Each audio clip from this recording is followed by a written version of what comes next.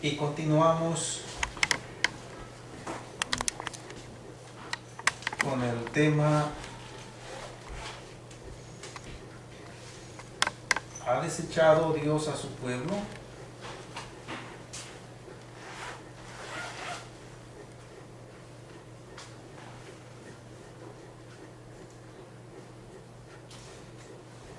Estando en el capítulo 11 de Romanos, acompáñenme del versículo 11, mis hermanos.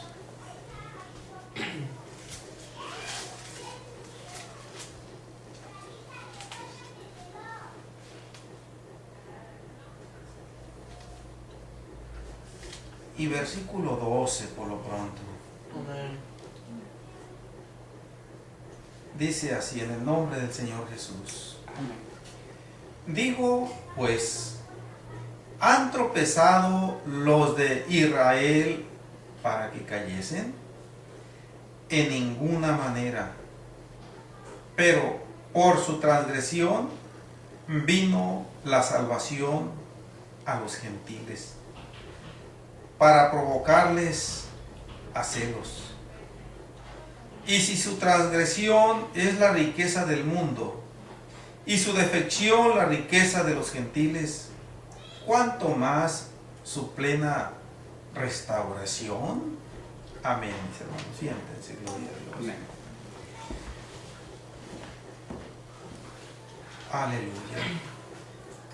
El apóstol Pablo sigue desarrollando su argumento que ha venido enfatizando desde el mismo versículo 1 en que iniciamos el estudio de este libro, gloria a Dios. Y aquí en el versículo 11 viene a hacer una pregunta muy parecida, o una declaración muy parecida a la del versículo 1. En el versículo 1 él hizo una pregunta: ¿ha desechado Dios a su pueblo? Y aquí la pregunta es: ¿han tropezado los de Israel para que cayesen? Refiriéndose en ambas partes a lo que es el pueblo de Israel como nación, como pueblo descendiente físicamente, consanguíneamente del patriarca Abraham. Aquí no se está refiriendo obviamente al remanente, al conjunto de judíos que sí reaccionaron positivamente ante la venida del Mesías y se sometieron a su autoridad y vieron en él, gloria a Dios, el cumplimiento máximo, más grande de las promesas que Dios le hizo a Abraham. Y por lo tanto, el apóstol Pablo ahora, después de lo que ha venido diciendo en cuanto al endurecimiento del pueblo judío como nación, y que ese endurecimiento fue provocado, mis hermanos, por Dios. Son actuaciones del Señor que no concuerdan de acuerdo a la lógica humana. Hubo un tiempo en la historia en donde aparentemente Dios dejó a todas las naciones del mundo andar en sus propios caminos, perderse en la idolatría y en la putrefacción del pecado, mientras Él centraba su obra salvadora y su trato especial con el pueblo de Israel. Pero ese pueblo de Israel rechazó la máxima promesa que Dios le hizo a Abraham, que fue la venida del Mesías.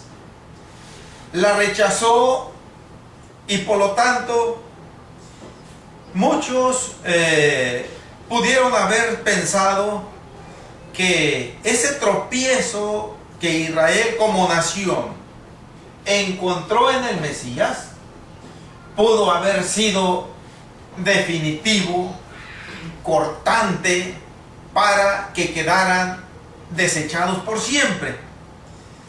Y el apóstol Pablo, bajo la unción de Dios y pensando fundadamente que muchas mentes albergaran esta convicción, él desarrolla el argumento de la salvación del pueblo de Israel y de la salvación de los gentiles, ahora aquí de una manera más especial, de una manera más clara. Ahora empieza a desarrollar su razonamiento, y como él ya ha venido diciendo que el endurecimiento de Israel fue porque Dios fue quien propició, Dios fue el que les dio el espíritu de estupor, ojos con que no vean y oídos con que no oigan, y por lo tanto, como consecuencia de eso, de esa intervención especial y misteriosa de Dios, el tropezadero, vamos a usar esta palabra que es un derivado de tropezar, el tropezar de Israel, por lo tanto, nunca ha estado en la mente de Dios como un acontecimiento mediante el cual Dios los ha desechado, ya que Él es el que está guiando la historia, Él es el que está guiando el curso de los acontecimientos, tanto para el pueblo de Israel como para el pueblo gentil, como para el resto de las naciones, gloria a Dios.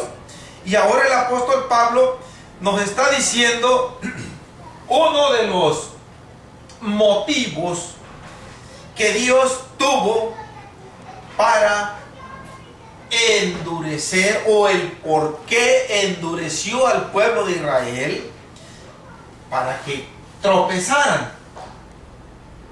Y el apóstol Pablo aquí nos está diciendo que ese propósito fue glorioso.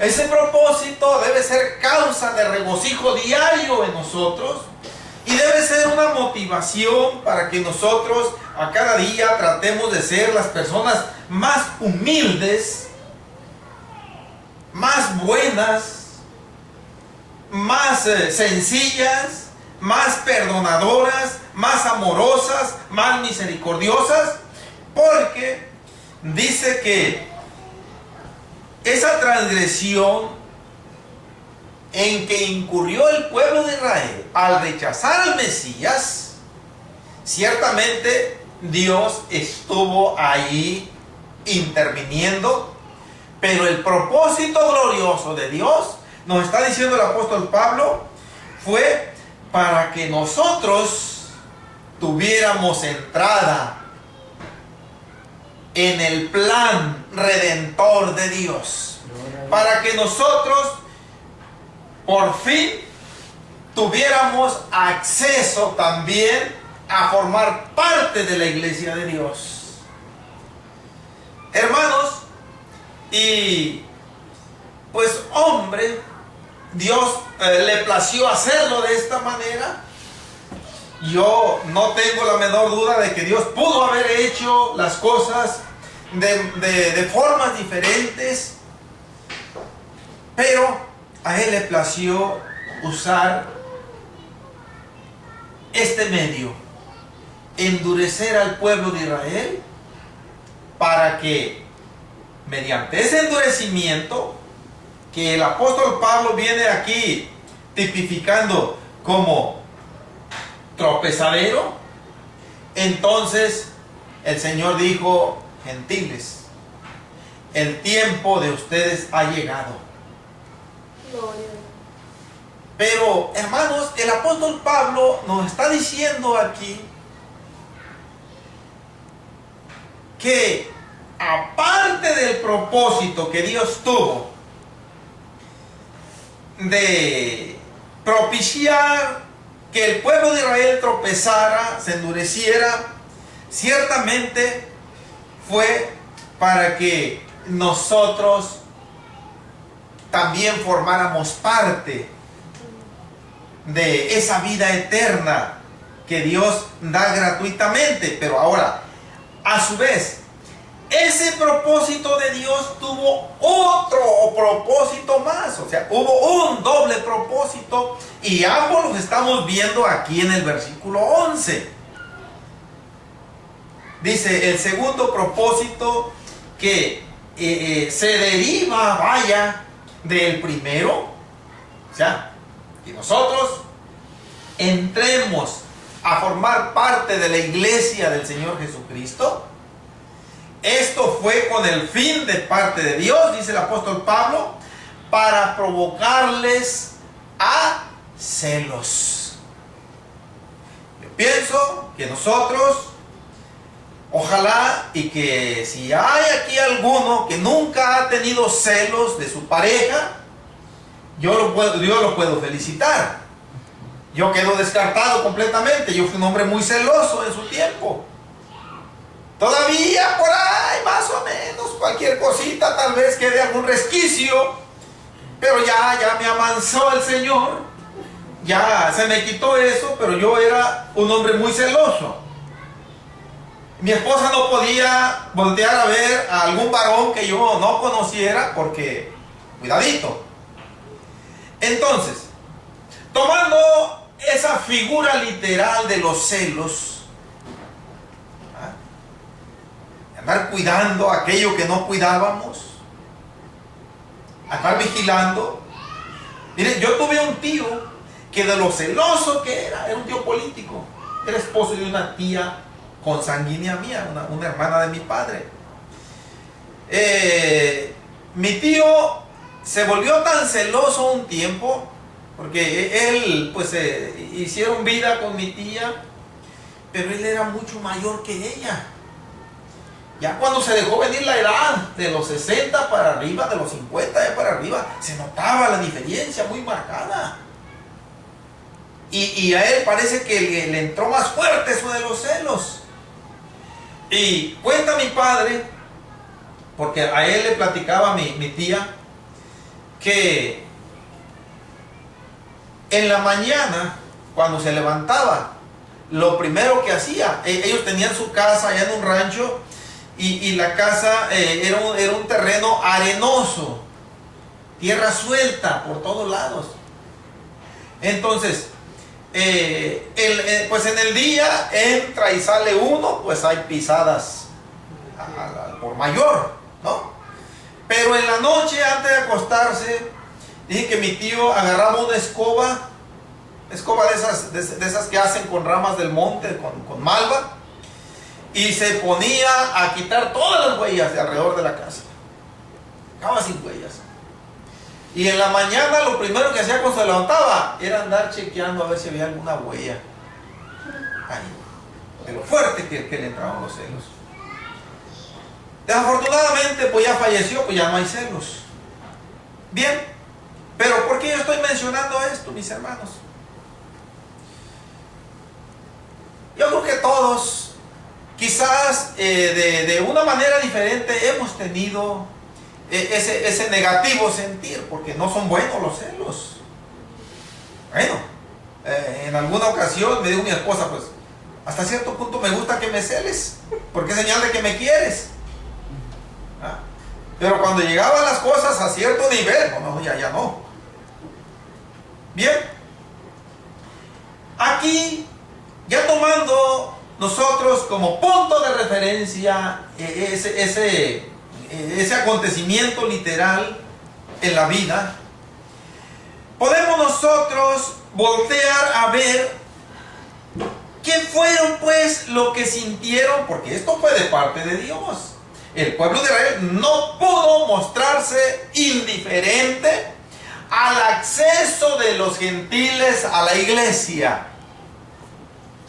Ellos quizás de primero no le dieron mucha importancia. Quizá el primero no fue trascendente esto, pero conforme el evangelio se fue extendiendo a las naciones y gran número de gentiles iba ingresando a la iglesia del Señor Jesucristo, lo que pasaba era lo siguiente: que todas aquellas promesas, todas aquellas bendiciones que el pueblo de Israel estaba esperando, porque Dios le había prometido al patriarca Abraham que iban a llegar con la llegada del Mesías, ahora estos gentiles se están quedando con el paquete. Eso era de nosotros. No, ahora sí lo queremos. Eso es lo que Dios quiso propiciar, que ellos valoraran aquello que estaban menospreciando y que se volvieran al Mesías, que se volvieran a Dios.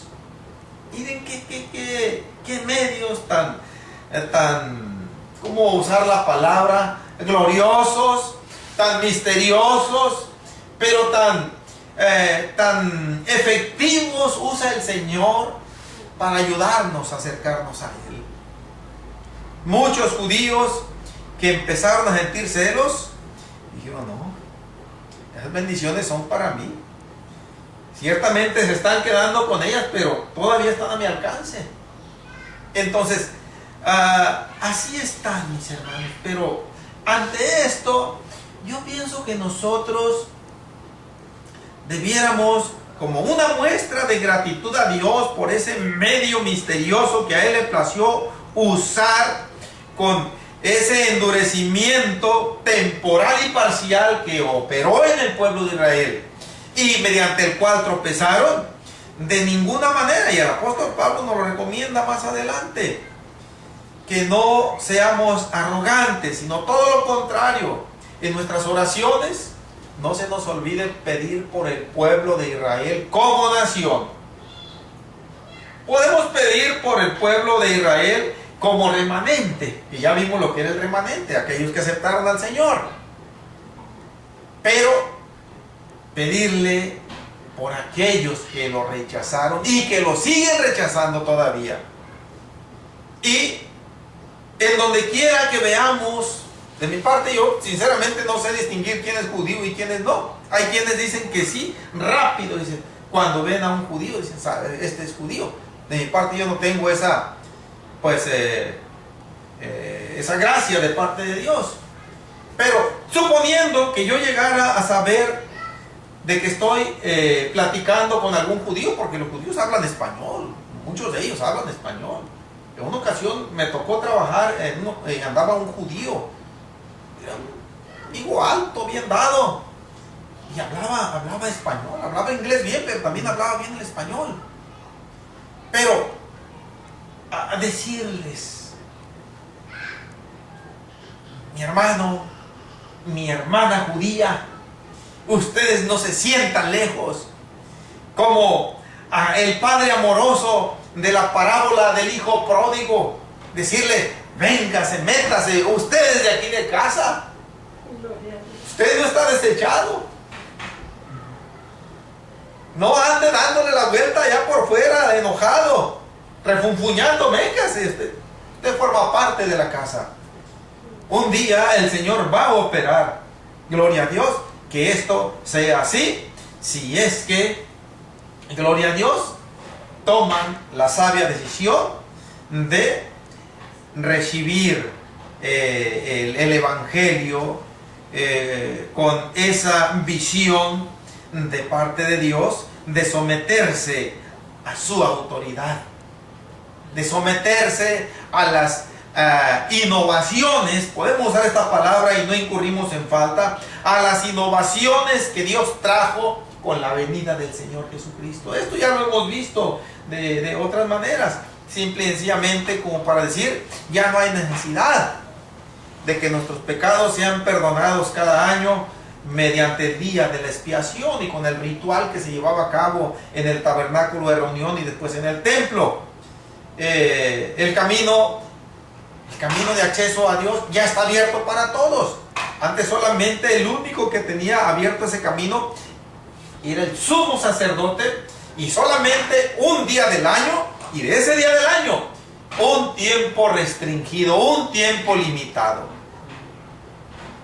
Era tiempo de tensión, eran minutos de nerviosismo, pienso yo, tanto para el sumo sacerdote, porque podía quedar muerto allí ante la presencia de Dios, si es que no entraba debidamente santificado, limpiado por la sangre de aquel macho cabrío, de aquel becerro que ofrecía primeramente, podía haber quedado ahí. El pueblo, por su parte, estaba con el suspenso de ver que el sumo sacerdote saliera del tabernáculo, y eso iba a ser una clara señal de que Dios había concedido el perdón por un año más. Ya todo eso se acabó.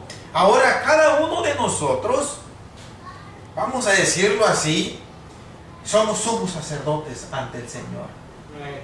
Más que sumos sacerdotes. Porque el sumo sacerdote tenía acceso a la presencia de Dios un día al año, y por un tiempo limitado, como ya mencioné.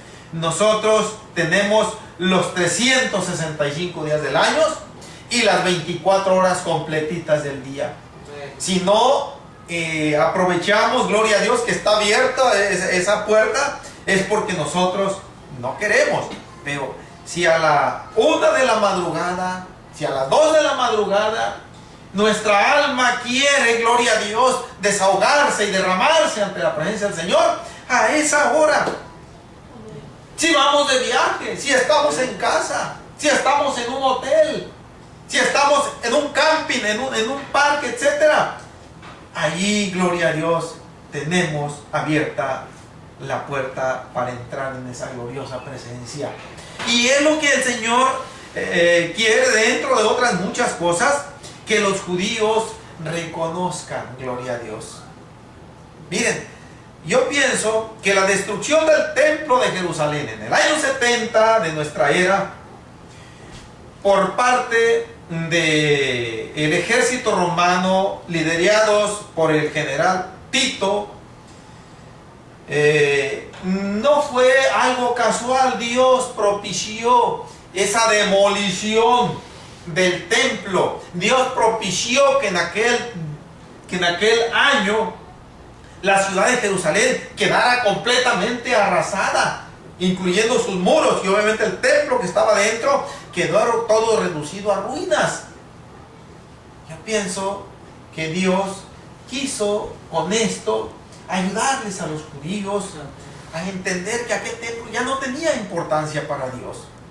Ahora Él quiere templos, pero templos en cada uno de sus creyentes, en donde Él pueda, gloria a Dios, morar. Bien, mis hermanos, sobre esto, esta noticia para los judíos, que esto iba a suceder así, Dios hubo un tiempo en la historia en que decidió propiciar este endurecimiento del pueblo judío para que el pueblo gentil ingresara a las filas de la iglesia, gloria a Dios.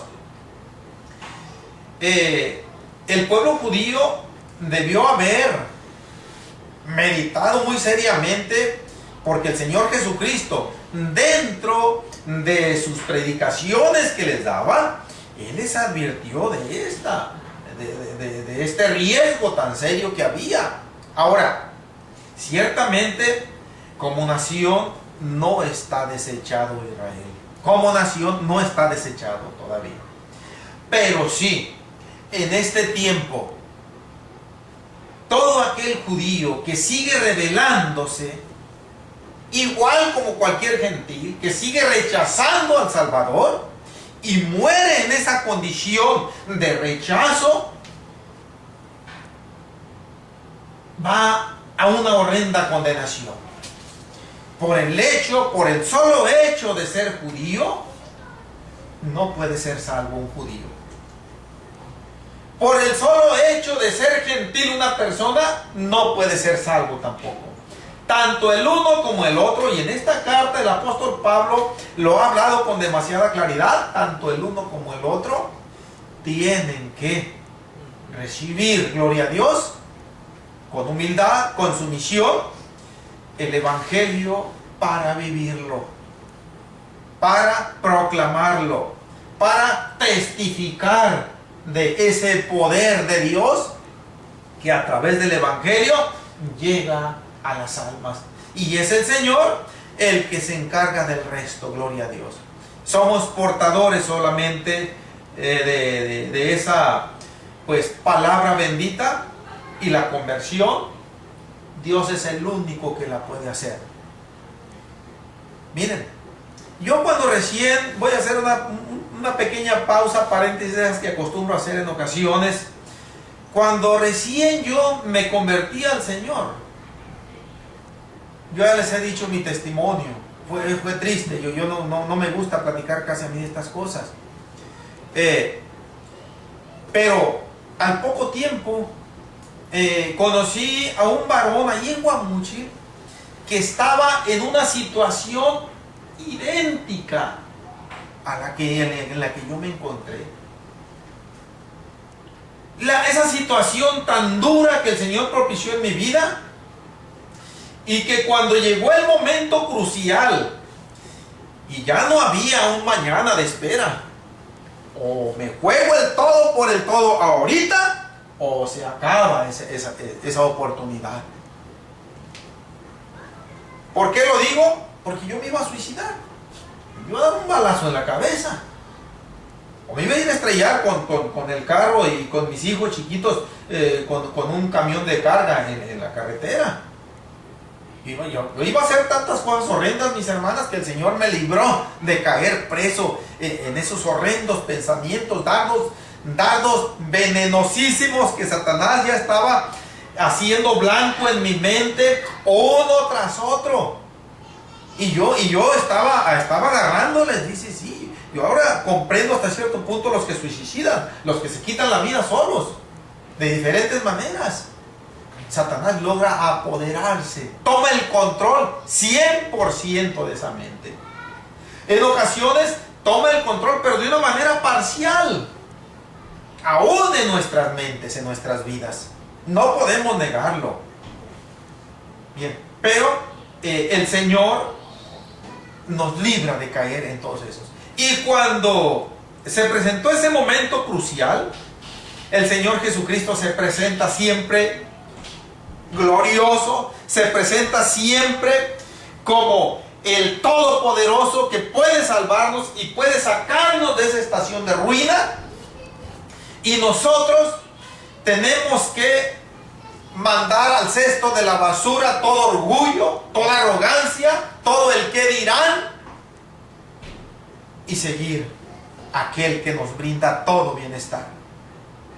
Y cuando pasó eso en mi vida, yo le dije, Señor, yo ya no soporto esta vida. Yo quiero caminar contigo. No me interesa lo que digan mis vecinos. No me interesa lo que digan mis compañeros de trabajo. No me interesa lo que diga quien sea. Yo quiero caminar contigo. Yo quiero vivir para ti. Y cuando yo vi a este varón, como les digo, y conocí también a su esposa, así de una manera, pues, muy corto tiempo, porque ellos, cuando menos yo y mi esposa no acudimos ante un tribunal para solicitar el divorcio, pero ellos sí. Yo trabajaba en un tribunal ahí en la ciudad de Guamúchil, y a mí me tocaba notificar a los que acudían ante el juez a arreglar algún problema, obviamente los divorcios y todo eso. A mí me tocaba notificarle a las partes. El juez ha señalado esta fecha para que se presenten. Este matrimonio se presentó solicitando el divorcio por mutuo consentimiento, que es el divorcio más fácil y más rápido, más breve que un divorcio contencioso. Y cuando el juez señaló, les dio la demanda, la solicitud de ellos, está bien, reúne todos los requisitos. Si hay hijos, está bien, reúne los requisitos que debe prevenirse, cómo se van a hacer cargo después de, tanto durante el procedimiento como después de llevarse a cabo el divorcio, a ver cómo le van a hacer, los hijos deben quedar protegidos, etcétera. Y ya, el juez señaló fecha, yo le notifiqué. Y dije, estos están en una situación igual a la mía. Y platiqué con ellos. Y ya el problema, pues, hermano, como siempre, las desavenencias, la falta de compatibilidad, de gustos, de caracteres. Y yo les presenté al Señor Jesucristo y dije, estos, así como yo, sí van a caer. Van a caer de rodillas ante el Señor. Y más me centré en Él, como varón, tuve más confianza. Dije, mire, busque al Señor Jesucristo. Él está tan cerca esperando una decisión valiente suya para que le acepte. No le acepte para que Él le restaure su matrimonio. No vaya con esa visión. Usted acéptele porque Él nos ha concedido la salvación y cuántas cosas preciosas en esta vida terrenal, y por si fuera poco la vida eterna. Eso por gratitud, acéptele. No se deje ir como por un interés terrenal. Y dije yo, así como yo le dije que sí al Señor, indudablemente que también. Pero grande fue mi sorpresa, mis hermanos, que sí, momentáneamente como que la pensaron, tal vez platicaron, porque no se presentaron a la audiencia. Y me dio gusto, dije, qué bueno, que la hayan pensado, mejor. Pero no, esto fue algo muy temporal. Bueno, para no hacer muy largo el paréntesis, ambos rechazaron el Evangelio. No era para ellos. Eso no estaba en sus planes. De manera que ahí se presentó el Señor también. Gloria a Dios. Y pues como el mismo Señor Jesucristo dijo, todo aquel que viene a mí, yo no le he dicho fuera, yo no lo rechazo. Pero todo aquel que no quiere venir a Él, el Señor no agarra mecate y lo jala, ¿para qué no? Tiene que ser voluntario. Ciertamente por allá el Salmo 138, quiero recordar este Salmo, mis hermanos, permítanme, quiero verificar que sea este. No va a ser que alguien vaya a pensar que el Señor sí usa el mecate.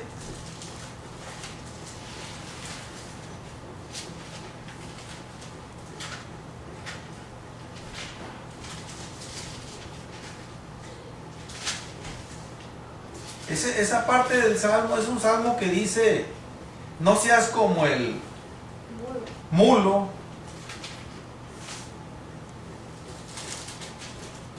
No seas como el caballo, como el mulo, que necesitan ser sujetos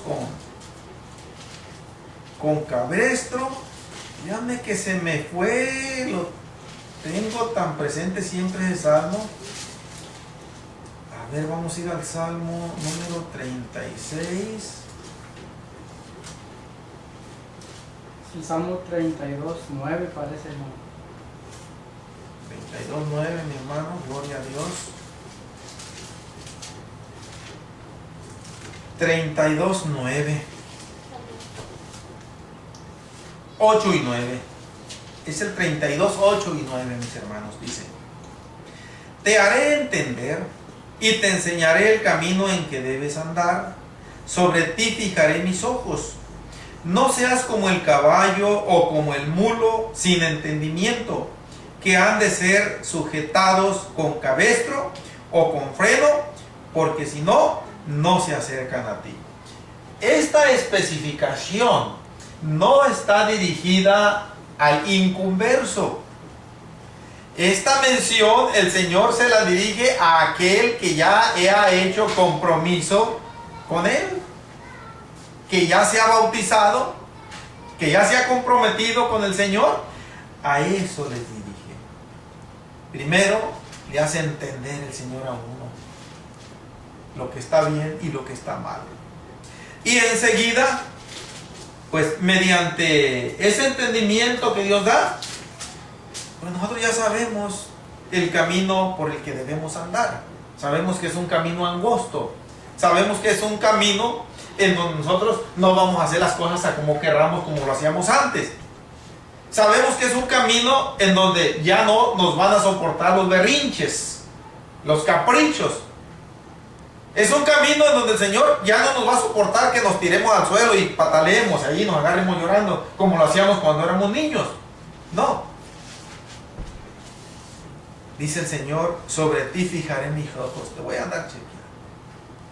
Día y noche te voy a estar observando, a ver cómo te comportas, a ver qué es lo que hablas cuando hablas.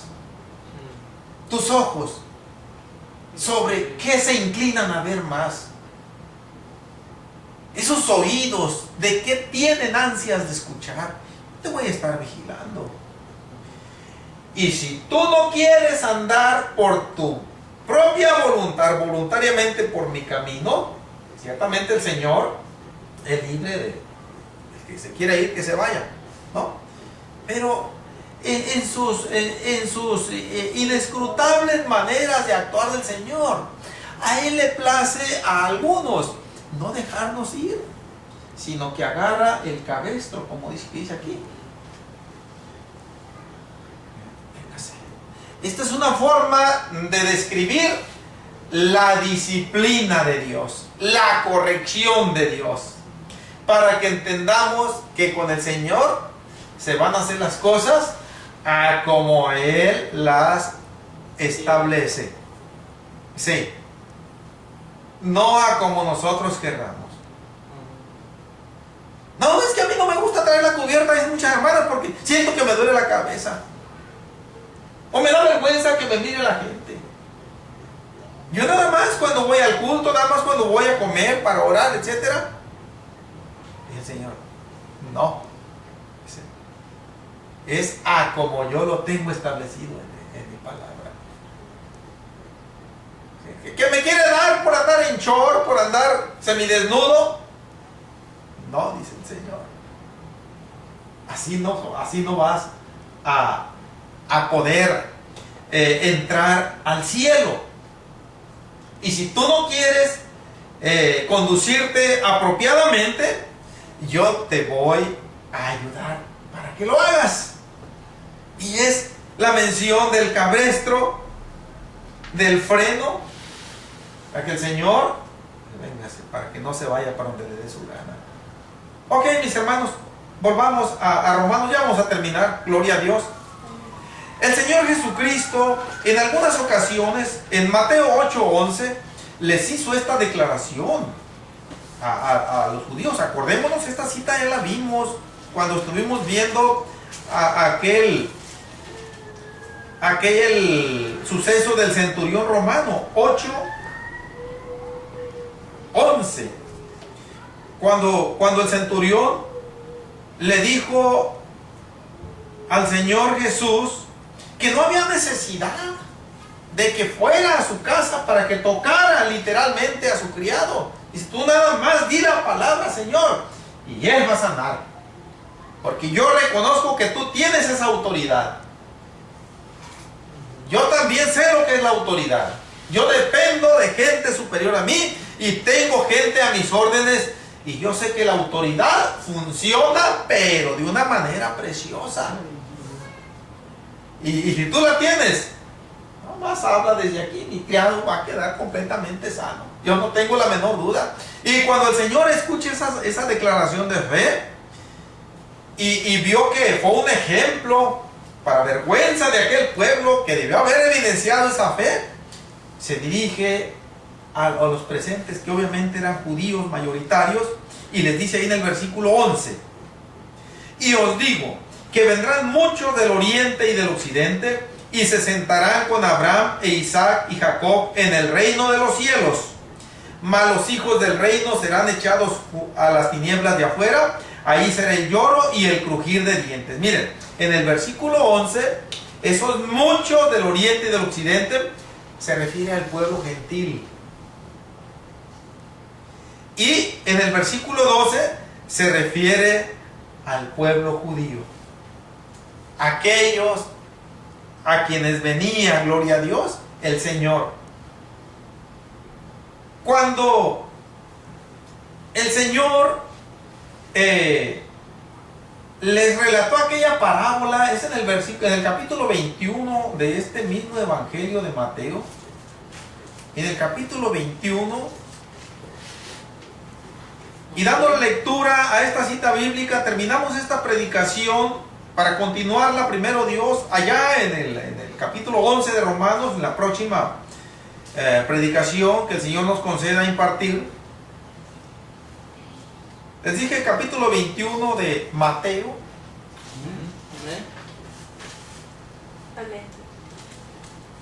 Del versículo 33 en adelante, el Señor les está diciendo a los judíos, pues, que ellos eran el pueblo a quienes se les iba a delegar, gloria a Dios, el evangelio. Y el Señor se lo relata de tal manera que les menciona por ahí una viña cercada de vallado, edificada, bien cultivada y todo eso, y que se las cede a unos labradores para que al cabo de un tiempo él iba a enviar a un emisario o emisarios para que recibieran los frutos que iba a estar produciendo esa viña. Y les mandó unos, los apedrearon, los mataron, los profetas. Finalmente dice, voy a mandarles a mi hijo, van a tenerle respeto, dice, y lo mandó, dice, también lo mataron, diciéndoles, ese fui yo, el Mesías. Dice, también lo mataron. El Señor estaba pronosticando aquí su propia muerte de alguna manera. Y el Señor les pregunta a los judíos, cuando venga el Señor de la viña, ¿qué creen que les va a hacer a esos labradores malvados que mataron a su hijo y a sus enviados? Y le contestan los judíos. Esta contestación se la contestaron ahí en el versículo 41. Le dijeron, a los malos destruirá sin misericordia y arrendará su viña a otros labradores que le paguen el fruto a su tiempo. Ahora, esta declaración de los judíos, el Señor la interpreta de la siguiente manera, en el versículo 43. Dice, por tanto os digo, que el reino de Dios será quitado de vosotros y será dado a gente que produzca los frutos de él. Una manera más en que el Señor les advierte al pueblo de Israel, pues, que ellos iban a tropezar y que ese tropiezo iba a servir como pauta de parte de Dios para que nosotros los gentiles empezáramos a ingresar en el gozo del Señor. Pero el apóstol Pablo nos está diciendo allá de que es un propósito glorioso del Señor. No está desechado el pueblo de Israel como nación. No. Bien, mis hermanos, espero que todo esto nos sirva, gloria a Dios, no desligándonos de la realidad de que ciertamente cada uno de nosotros tenemos la experiencia, no sé si buena o mala llamarle yo, de que el Señor le plació venir a nosotros y obrar ese cambio en nuestros corazones, tener de nosotros misericordia, cambiarnos de lo malo a lo bueno. Pero ¿por qué? Había mérito. En ninguno de nosotros había mérito. Yo les he dicho, yo era el peor de la cuadra, de la colonia ahí. Y lo repito y lo seguiré repitiendo. Fue por gracia misericordiosa de Dios, mis hermanos. No porque lo hayamos merecido, ni lo merecemos, ni lo mereceremos jamás. Vamos dándole gracias a Dios, mis hermanos. Acordémonos de orar por el primo de la hermana Elvia, Juan Carlos, parece que dijo que se llamaba. Amén. Y a pedirle por ese varón